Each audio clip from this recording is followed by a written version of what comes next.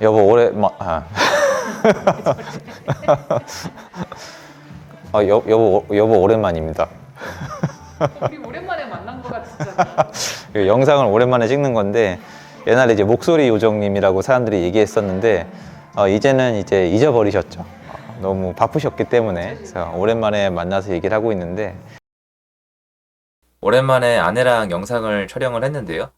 제 아내는 제 유튜브 채널을 만들어준 사람이에요. 저는 그 당시에 이거를 다룰 줄을 몰랐습니다. 그리고 제 역량 때문에 안 그러다가 지금은 온 가족이 부동산 투자를 하고 있거든요. 지금까지는 결과도 좋고요. 그래서 평소에 이런 대화를 하는데 여러분이 좀 들어주시면 참 좋겠다라는 내용이 있어서 좀 영상으로 제작을 해봤습니다.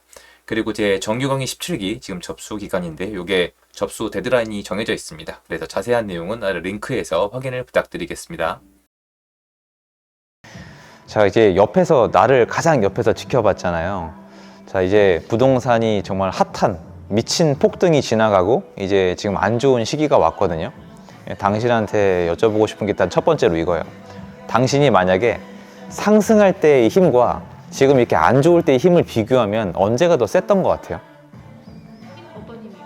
파워, 뭔가 사람들을 움직이는 이 동력. 그러니까 상승할 때가 훨씬 핫했다고 느낄 거예요. 근데 이게 왜 이런지를 난 알아야 된다고 생각을 하거든요. 근데 요건 좀 뒤로 제쳐두고, 당신 우리 과장님 알죠? 과장님 자주 보잖아요. 과장님이 얼마 전에 나한테 얘기를 하는 거예요. 나는 주식에 몰빵을 들어갈 거다. 나한테 알려주더라고요. 그래서 왜 그러냐 하니까 자기가 봤을 때 이게 너무 떨어졌다는 거예요. 근데 요 과장님이 내가 전적을 들어봤더니 하이닉스, 삼성전자가 주변 사람이 쫙 올라갔다가 빠질 때, 야, 이거 말도 안 된다. 여기까지 빠지는 건 진짜 이거는 말도 안 된다라고 얘기가 나오면 사더라고요. 그거를 몇 년에 걸쳐서 하이닉스에서 한 30%, 삼성전자에서 또 한 30%, 삼성전자 미안해요. 근데 어쨌건 그 비명소리에 사는 거예요. 근데 에코프로 BM이 그 얘기가 나왔다는 거예요. 그래서 나랑 얘기하고 월요일 아침에 그냥 몰빵 들어갔어요. 그리고 화요일, 수요일 빠지더라고요. 근데 자기가 믿는 바가 있으니까 버티는데, 와, 그 다음에 나도 내 눈을 의심했는데 상한가 나오고 기본적으로 지금 30-40%가 올라가 있단 말이에요. 그래가지고 수익을 막 이렇게 실현을 하시더라고요. 근데 이거는 일반적인 사람의 눈이에요. 나처럼 투자하는 사람한테는 그게 중요한 게 아니에요. 나는 이거를 내 가족들이랑 얘기를 하고 싶거든요. 자, 일단 과장님이 바닥이라고 판단을 했잖아요. 그럼 자기만의 어떤 주장이 있겠죠. 그러니까 자기의 판단 근거가 있는 거잖아요. 그러면 나한테 얘기를 했잖아요. 바닥이라고. 그럼 난 에코프로 BM을 왜 못 들어갔을까요? 확신이 없었어요? 맞아요. 이게 중요한 건데, 이거를 한 번 더 돌려볼게요. 과장님이 말씀하신 에코프로 BM의 이 저점은 그 얘기가 맞는 거예요? 뭐 본인의 생각일 뿐이죠. 그러니까 이런 식이란 말이에요. 이게 투자는 리스크가 동반될 수밖에 없고 확실한 게 없는데, 중요한 거는 그 사람이 판단하는 근거나 그 사람의 믿음의 정도에 따라서 베팅할 수 있는 금액도 다르고 보유할 수 있는 기간도 달라요. 근데 우리 과장님은 하이닉스, 삼성전자 몇 개 더 있을 거야 분명히. 근데 어쨌건 간에 여태까지 자기가 수익을 냈던 구조, 그리고 앞에 수익을 냈던 금액, 이런 거를 다 따졌을 때 지금 에코프로 BM에 몰빵을 해도 내가 얻을 게 더 크다라고 판단을 한 거죠. 그리고 그걸 실현을 한 거예요. 근데 대부분의 사람들이 어떻게 하냐면은, 아, 그때 좋은 기회였는데, 그 정도면 바닥이었는데, 그리고 아, 지금 들어가기엔 그래도 좀 오른 것 같은데, 이런데 과장님은 지금 들어가도 됩니까? 물어보면 대답을 해요. 근데 또 헷갈리죠. 그러니까 이 과장님이 아무리 내가 대답을 해줘도 나는 못 들어가겠는 거예요. 근데 이 사람은 그거에 맞춰서 행동을 하거든요. 나는 투자자의 차이가 이거라고 생각을 해요. 그러니까 이미 미래를 완전히 맞출 수 있으면 백만장자가 됐겠지만, 맞출 수 없다라는 걸 인정을 한 다음에 자기 기준에서 판단을 해가지고 자기만의 플레이를 펼칠 수 있으면은 난 투자자라고 생각을 하고, 나는 과장님이 그 안에서 망했어도 본인은 할 말 없다고 생각을 해요. 나도 마찬가지고. 그래서 요새 내가 많이 배우는 게, 사람들이 저한테 이제 질문을 원래 했었어요. 지금 어디까지 왔냐면은, 나는 부동산 수요자들을 직접 대하는 사람이잖아요. 부동산이 아직도 기회가 있습니까? 부동산이 아직도 돈이 됩니까? 이 단계가 지나갔어. 지금 어느 단계냐면 아무 얘기도 안 해. 말 그대로 사람들이 시장에 관심이 하나도 없어요. 차라리 그냥 은행에 예금이나 적금을 넣어요. 그 주변에 그렇지 않아요? 차라리 은행 예금 적금을 찾아보거나 비트코인이나 주식 얘기를 하지, 부동산 요새 뭐 갭 투자 뭐 이런 얘기 별로 안 나오지 않습니까? 그런데 아까 당신이 얘기했잖아요. 침체기보다 상승세가 세다고 얘기했잖아요. 근데 당신이 상승력이 세다고 느낀 이유 뭐냐면 나를 봐서 그래요. 내가 상승장에 어떤 플레이를 했는지 지켜봤잖아요. 그럼 내가 오늘 한 얘기를 정리를 해볼까요? 당신이 나를 만나서 결혼해서 여기까지 오는 동안에 부동산이 그런 지경이 이르기 전에 왜 나는 그런 거의 미친 베팅을 했을까요? 확신이 있어. 맞아요. 내가 맞춘 게 아니란 말이에요. 근데 나를 보는 분들은 대다수가 당연한 거예요. 나도 남을 볼 때 그렇게 생각하는데 내가 맞춰주길 바래요. 아니라고 아무리 말씀하셔도 그러길 원하는 거거든요. 나도 맞추려고 최선을 다해요. 맞추고 싶어요. 맞추면 나한테 제일 좋으니까. 그런데 좀 틀려도 틀린 기간보다 맞춘 기간에 내가 확신을 할 수 있으면 먹을 게 더 크단 말이에요. 예를 들어 볼까요? 당신 나 차 살 때 봤잖아요. 나 그 차 아파트 팔아서 산 거거든요. 근데 그 아파트가 어느 지경이었냐면 그 아파트 투자 사례 등기를 떼본 분들이 지금 그 등기 떼보고 나한테 질문하신 분만 10분 가까이 돼요. 한 8분, 7, 8분이 나한테 물어봤어요. 질문이 똑같아요.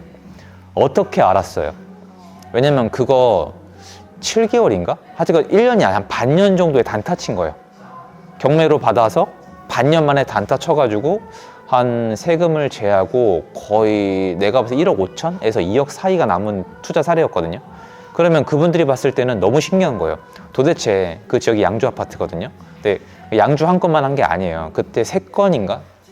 3건을 같이 했단 말이에요. 3건이 다 수익이 난 거예요. 그래서 그 아파트를 판 돈으로 그냥 차를 산 거고 팔기 전부터 그거로 차를 사겠다고 나는 사람들한테 천명을 했었거든요. 그래서 그대로 실행을 한 건데 궁금한 거야. 너 어떻게 알았냐? 그럼 나는 답변을 해주는데 그게 농이 아니라 나는 몰랐단 말이에요. 근데 몰랐다는 말은 그분들에게 도움이 안 되고 이게 그대로 다 얘기해 줬어요. 내가 다 전국을 다니잖아요. 그 당시에 이제 법인 같은 게 토지거래 허가구역으로 묶여 있고 규제가 심해가지고 단타를 칠 수 있던 구조가 아니에요. 특히 취득세 때문에 1억 이어야 되고 경매여야 되고 이런 조건이 붙었는데 문제가 뭐냐면은 내가 양주란 지역을 가기 전에 의정부를 갔었거든요. 여기 노도강이 있잖아요. 노원구 위로 올라가면 의정부, 그 위로 올라가면 양주고 또 포천역, 이게 지역이 이어진단 말이에요. 나는 사람들한테 지역의 흐름이 상황에 따라 다르지만 이어진다고 분명히 얘기를 했었는데 의정부가 이미 오르고 있었어요. 그러니까 이게 규제를 심하게 하면은 아파트가 이렇게 순차적으로 올라가는 게 아니라 이렇게 중간에 코브라 머리처럼 급등을 하거든요. 그게 이미 이 앞 지역까지 왔었단 말이에요. 그러니까 이 다음 지역이 양주여야 정상인데 그게 맞을지 안 맞을지, 그 중간에 뭐 경기 침체가 올지 국제금융위기가 터질지 난 모르지만 나는 올 거라고 믿은 거고 내가 평소에 계속 봐오던 물건을 동시에 플레이를 해버린 거예요. 그게 인천이랑 양주거든요.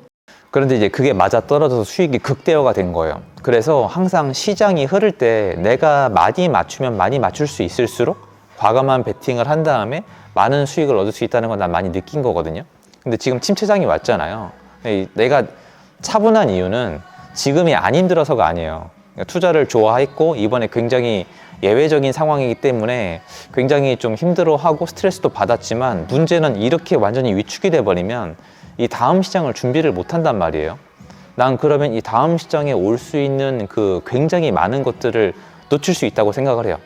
근데 여기서 또 걸리는 거예요. 사람들이 왜 떠나냐면 이게 안 보이잖아.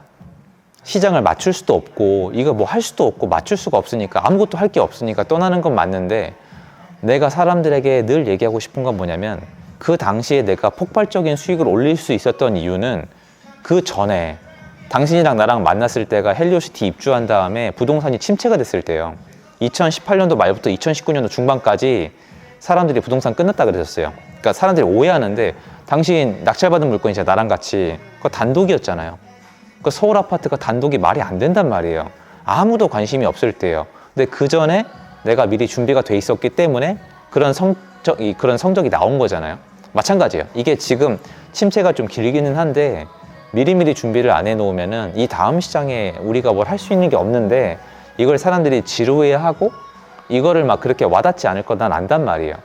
그래서 이게 쭉 나는 간다고 생각을 해요. 사람들이 관심이 없다가 시장이 일정 이상 올라와야 관심을 갖고, 그럼 남아있는 게 짧으니까 또 꺼지고, 중간에 들어오니까 나중에 침체가 됐을 때 데미지가 크고. 근데 내가 해봤을 때 침체됐을 때 미리 준비를 한 다음에 미리 세팅을 해놓고 상승장이 와서 플레이를 하면은, 플레이를 하다가 시장이 꺾여도 데미지가 따져봤을 때 상승력이 조정장보다 이 상승세가 더 세다는 걸 난 많이 느낀 거거든요.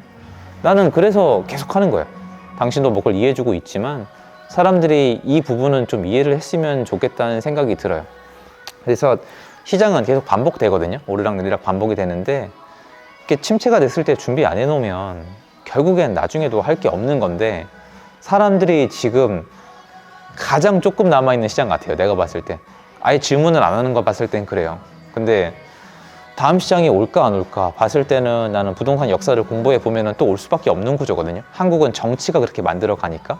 그때 사람들이 얼마나 준비가 돼 있냐에 따라서 다음 시장에서 뭘 얻느냐가 난 또 바뀔 거라고 생각을 해요. 난 그 얘기를 만나는 사람마다 해주고 싶은데 요새는 안 물어봐서 당신한테 하는 거예요. 아무도 안 물어봐. 제가 듣네요. 네, 진짜 아무도 안 물어봐서 이렇게 영상으로 좀 남겨봤습니다. 오랜만에 이제 우리 와이프랑 여보랑 나온 김에 좀 영상 남겨봤습니다.